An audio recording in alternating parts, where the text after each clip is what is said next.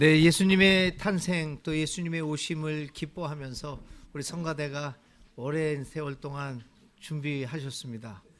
너무 좋은 찬양이었죠. 네, 이게 제가 말씀을 말로 하면서 이 분위기를 깰까봐 그만하고 싶은 마음도 있습니다. 제가 이렇게 교회를 하면서 한 번도 이루어보지는 않았어요. 교회가 그걸 용납을 안 해서. 근데 이런 음악 예배를 통해서 성가대와 말씀 전하는 사람이 왔다 갔다 하면서 말씀 전하는 꿈을 늘 꿔왔는데 목회 생활을 40년 가까이 하면서 한 번도 해보지를 못했습니다. 이번에도 못합니다. 너무 수고하셨습니다. 너무 좋은 찬양 감사하고, 네. 예, 오늘 예수님이 탄생을 기뻐하는 날, 하나님의 말씀을 중심으로 간단하게 한번 예수님의 오심에 대한 의미를 생각해 보도록 하겠습니다. 기독교는 무엇보다도 예수라고 한 인물, 한 존재를 중심으로 이루어진 종교입니다. 만일 기독교에서 예수를 빼낸다면 우리는 기독교가 아닐 것입니다. 그래서 언제든지 시작도 끝도 예수를 중심으로 되어 있어야 하는 게 우리 기독교입니다. 그런데 특별히 기독교는 예수가 인간이 아니라 예수가 신이다라고 하는 개념 하에서 존재합니다. 그리고 예수가 사람이며 하나님이라고 하는 개념을 오늘 성탄절에 기념하는 성육신으로부터 출발해서 상정하고 있습니다. 그런 의미에서 성탄절의 의미를 하나님이 인간이 되셨다라고 하는 그 인간의 역사 속으로 들어가는 역사적 존재가 되었다라고 하는 의미를 오늘의 상황에서 다시금 되새겨 보는 것은 오늘 우리가 몸담고 있는 기독교가 이 사회를 향하여 어떤 모습을 가지고 있어야 하는가를 결정짓는 매우 중요한 작업입니다. 그래서 오늘 우리는 2024년 성탄절을 맞이해서 오늘 우리에게 주어진 성서 일과를 중심으로 한번 생각해 보려고 합니다. 오늘 우리에게 주어진 성서 일과는 시편은 89편 1절부터 4절이고요. 구약에 있는 말씀은 오늘 읽은 사무엘하 7장 1절 이하의 말씀입니다. 그리고 신약으로 와서는 누가복음 1장 46절 이하에 있는 오늘 우리가 교동문으로 읽은 마리아의 창가, 소위 마그니피카트라고 하는 그 구절이 오늘 우리에게 주어진 구절이고요. 그리고 서신서에서는 로마서 16장 25절부터 27절까지에 있는 말씀이 오늘 2023년 성탄절에 주어진 성서 일과입니다. 그 중에서도 저는 사무엘하 7장 오늘 읽은 말씀을 중심으로 성탄절의 의미를 생각해 보려고 합니다. 오늘의 본문인 사무엘하는 하나님의 집을 지으려고 하는 다윗의 계획에 대하여 기록하고 있습니다. 집권에 성공한 다윗. 이제 왕국을 통일한 이 다윗은 하나님의 집, 성전을 지으려고 하는 계획을 수립합니다. 물론 겉으로의 핑계는 자기는 백향목으로 지은 아주 좋은 집에 살고 있는데 하나님의 임재를 의미하는 하나님의 궤가 그냥 천막 속에 있다는 것을 안타깝게 여겼다라고 성경은 기록하고 있지만 그 내부에는 여러 가지 그 정치적인 의도가 있었던 것이 틀림없습니다. 그럼에도 불구하고 하여간 겉으로는 그는 멋진 집을 지어서 하나님의 궤를 그곳으로 옮기려고 하는 계획을 세웁니다. 그리고 그런 것을 통해서 자기의 집권을 통치를 튼튼하게 만들려는 계획을 가지고 있었습니다. 다윗의 계획을 아신 하나님은 그날 밤 선지자 나단을 통하여 다윗에게 나타나셔서 말씀하십니다. 그리고 다윗의 성전 계획에 건립 계획에 대하여 오늘 읽은 말씀처럼 말합니다. 내가 살 집을 네가 지으려고 하느냐?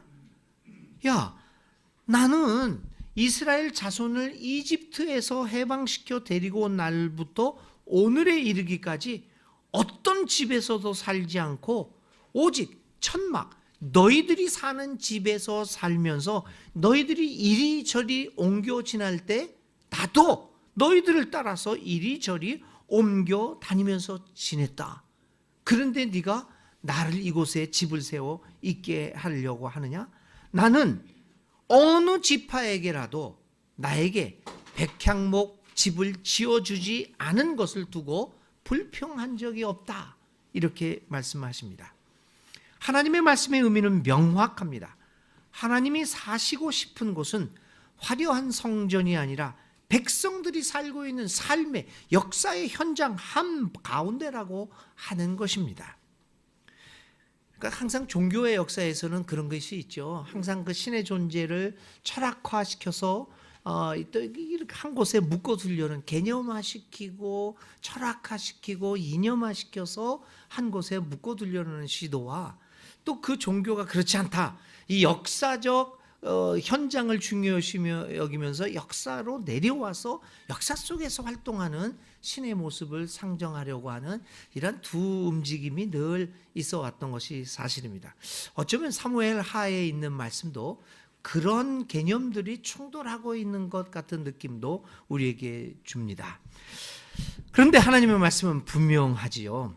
그는 백성들에게서 따로 떨어져서 홀로 사는 것이 아니라 백성들이 사는 곳이라면 그 역사의 현장에 그 어느 곳이라도 상관없이 그곳에서 백성들과 함께 살겠다라고 하는 의사를 하나님은 분명히 하십니다. 백성들이 옮겨서 이쪽으로 가면 그분도 옮겨가는 쪽으로 함께 옮겨가서 백성들과 함께 생사고락을 함께하며 사시겠다는 것입니다. 하나님이 어디에서 계시는 것일까요? 이 질문은, 하나님이 어디에 계신가라고 하는 이 질문은 굉장히 중요합니다. 사람들은 늘 신이 있는 곳에 대하여 궁금해합니다. 하늘을 쳐다보면서 신이 높은 곳에 있다고 생각하곤 합니다. 대다수의 사람들이 그러할 것입니다. 그래서 우리 모두 하늘에 가고 싶어 하지 않겠습니까? 거기에 신이 있으니까요. 또 다른 한편 사람들은 하나님이 화려한 성전, 그 장소에 있을 것이라는 생각을 많이 합니다. 그래서 우리들이, 이 믿는 사람들이 성전을 화려하고 고급스럽게 꾸미려고 온갖 정성을 다하기도 합니다. 자신의 모든 삶을 희생하면서 자신이 사는 집은 형편없다고 하더라도 신이 계시는 성전만은 화려하게 꾸미려고 온갖 정성을 다하곤 합니다. 화려하고 고급스러운 장소를 신이 선호한다고 생각하기 때문이 아닐까요? 그래서 이런 면을 생각해 보면, 왜 유럽에 가보면 가장 멋지고 화려한 건축물들이 왜 성전이어야 할까요? 라고 하는 그 이유를 우리는 이해할 수 있습니다. 그렇게 사람들은 하나님의 계신 곳을 화려하고 최고급으로 만들려고 합니다. 그런데 오늘의 말씀은 우리의 이 같은 생각에 도전합니다. 우리가 생각하고 있었던 그 화려한 장소에 하나님은 계시고 싶어 하지 않습니다. 그는 화려한 성전을 오히려 버리십니다. 그는 오히려 백성들과 함께 이리저리 옮겨 다니면서 백성들 가운데 사십니다. 그는 백성들이 사는 것처럼 천막에서 사시면서 옮겨 다니십니다. 아시는 바와 같이 가난한 사람들은 경제적으로 열악하기 때문에 안정된 삶을 살지 못합니다. 그렇기 때문에 이리저리로 삶의 거처를 옮기면서 살 수밖에 없습니다. 오늘 우리 사회도 그렇죠. 저도 얼마나 지금 살아오면서 몇 번 계산했는지도 몰라요. 얼마나 많은 곳으로 이리저리 옮겨가면서 살았는지 모릅니다. 여러분들은 어떻게 사셨는지 잘 모르지만 여러분들도 이리저리 지금까지 살아오시면서 삶의 고초를 옮기면서 살 수밖에 없었을 것입니다. 그러한 상황에서 하나님은 백성들이 이리저리 옮겨 다니면서 사는 것과 나는 상관없다. 나는 그저 니네들이 이리저리 옮기면서 살든지 말든지 내가 사는 집은 화려하고 고급스럽게 만들어 달라라고 요구하지 않습니다. 오히려 그는 백성들이 이리저리 옮겨 다니는 그 어려운 삶의 현장에서 함께 고난을 겪고 계십니다. 그런 의미에서 우리의 하나님은 참 하나님이십니다. 그렇습니다, 여러분. 오늘 2023년 맞이하는 성탄의 의미는 이것입니다. 성탄은 하나님의 자리를 비우시고 인간의 자리로 내려오신 하나님을 기억하는 날입니다. 하나님이 인간이 되신 것을 기념하는 날입니다. 하나님이 화려한 성전을 떠나 고통과 고난이 많은 늘 떠돌면서 살 수밖에 없는 사람의 삶의 그 역사의 현장으로 오신 것을 기억하는 날입니다. 성탄은 하나님이 자신이 계신 곳이 화려한 것이 아니라 고통의 삶의 현장이라는 것을 분명하게 보여주신 하나님의 사건이며 인간의 사건입니다. 그러므로 우리는 오늘 성탄을 기념하면서 하나님이 오신 곳이 어디인가를 확실하게 볼 수 있어야 합니다. 오늘도 이 땅의 많은 백성들은 안정된 삶을 살지 못하고 이리저리 떠돌면서 살고 있습니다. 우리 세길교회가 이 공간을 통해서 요즘 이 에큐메니칼이나 일반 사회 단체들에서도 공간을 많이 빌려줘서 그들이 활동할 수 있도록 이렇게 하고 있습니다. 지난 목요일 날 우리 세길 공간에서 제19회 박종철 인권상 시상식이 있었습니다. 그래서 저는 어떻게 우리 교회에서 하지 하면서 굉장히 반가워했는데요. 하여튼 하나님이 성탄절을 기념해서 우리에게 그 공간을 사용하도록 했는가 봐요. 그 박종철 인권상을 했는데요. 누가 받았냐면 박김영이라고 하는 전국 장애인 차별 철폐연대 대표가 받았습니다. 이 박김영희 대표는 휠체어를 타는 장애인입니다. 그 장애인으로서 1995년부터 2023년 오늘까지 정말 이리저리 옮겨 다니면서 투쟁해 왔습니다. 그녀의 삶의 현장은 이리저리 떠도는 해화동에서 삼각지에서 그때 어떤 한강 다리 건너는 이리저리 한마디로 옮겨 다니면서 살았습니다. 하나님은 바로 그녀와 함께 이리저리 옮겨 다니면서 사셨습니다. 그녀뿐이겠습니까? 오늘 우리 사회에서 얼마나 많은 사람들이 이리저리 옮겨 다니면서 힘겨운 삶을 살고 있습니까?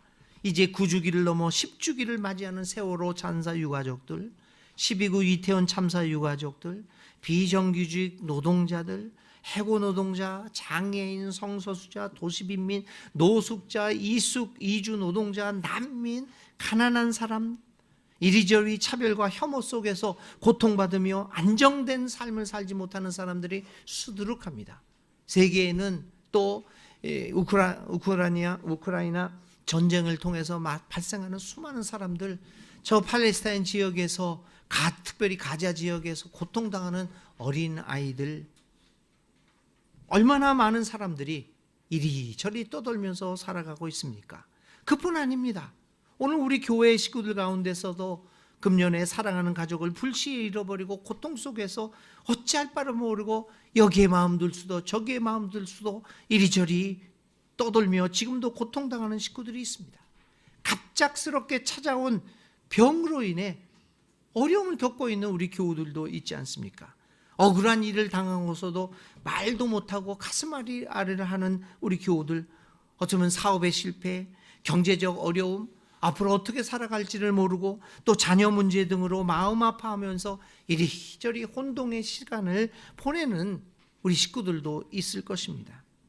교우 여러분, 하나님은 오늘 이처럼 마음 둘 곳 없고 몸 둘 곳 없어 이리저리 떠도는 우리들과 함께 하시기 위하여 오늘 우리가 사는 곳으로 오십니다.